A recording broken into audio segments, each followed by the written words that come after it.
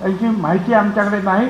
त्यांनी सेन्सस कमिशनरला लिहिलं, म्हणजे आयुक्ताला, की तुम्ही जेव्हा जनगणना करणार त्यावेळेला याची जातगणना करा, म्हणजे आम्हाला यांना मदत करता येईल. हा फक्त राजकारणाचा प्रश्न नाही आहे.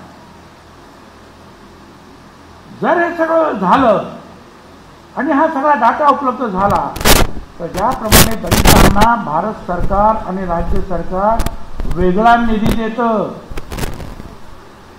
आदिवासींना वेगळा निधी दिला जातो, तसा तो निधी मोठ्या प्रमाणावर ह्या ओबीसी समाजाला सुद्धा देशभरामध्ये मिळावा, हे त्याचं महत्त्वाचं कारण.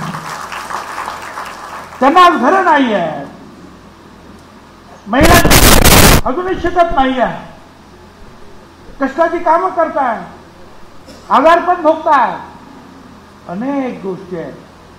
त्यासाठी पैसा एक मुंडे किंवा एक भुजबळ हे दोघे राजकारणात पुढे आले किंवा दोन पैसे त्यांच्याकडे आले म्हणजे काय अख्खा समाज श्रीमंत नाही झाला. करोडो लोक जे आहेत आज 54% जवळजवळ 8 करोडपेक्षा जास्त महाराष्ट्रामध्ये लोक आज या अडचणीमध्ये आहेत. आणि 93 सालामध्ये जे आहे सुप्रीम कोर्टानं सांगितलं, याच्या अगोदर सरकार ठरवत होतं कुणाला किती आरक्षण, याच्या नंतर आयोग नेमायचा, न्यायमूर्तीचा आयोग, ते अभ्यास करतील, त्यांच्याकडे जायचं, ते अभ्यास करून त्यांनी जर सांगितलं मंत्रिमंडळाला करायचं, आणि त्याप्रमाणे आयोग निर्माण झाले. मी त्यावेळेला शिवसेना सोडली, पवार साहेबांबरोबर आलो. आम्ही सांगितलं होता, जालन्याला परिषद झाली, 1 लाख लोक होते, उन्हामध्ये बसले होते. पवार साहेब होते मुख्यमंत्री, मी हाऊसिंग मिनिस्टर, विलासराव होते, वगैरे वगैरे अनेक मंत्री. एकच मागणी केली की आम्हाला मंडल आयोगाची अंमलबजावणी करा. महिन्याच्या आत मंडळची अंमलबजावणी करू, आणि त्यांनी ती केली.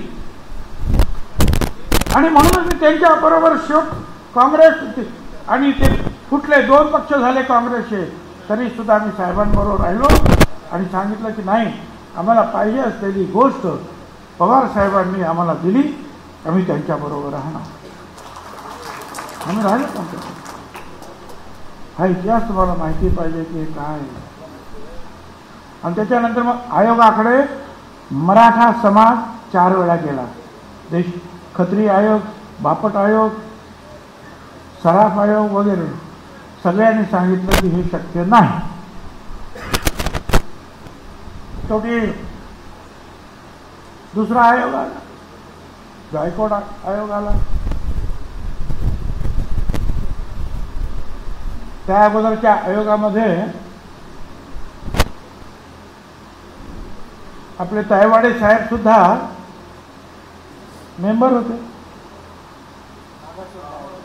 मागासवर्गीय आयोग होते ना, हाके पण होते, एक सोनवणे पण आमचे होते, मेश्राम होते. काहीतरी त्यावेळेला चक्र फिरलं राजकीय, एकेकाने राजीनामा दिला.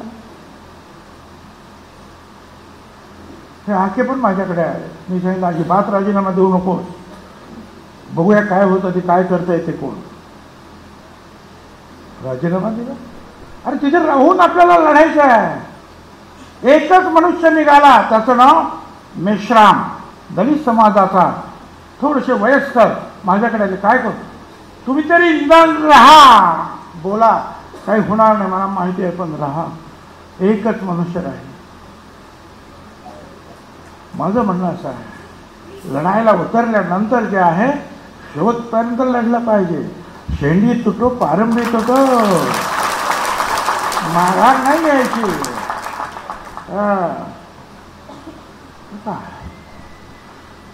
आणि मग त्या आयोगाने दुसऱ्या मराठ्यांना द्या म्हणून सांगितलं.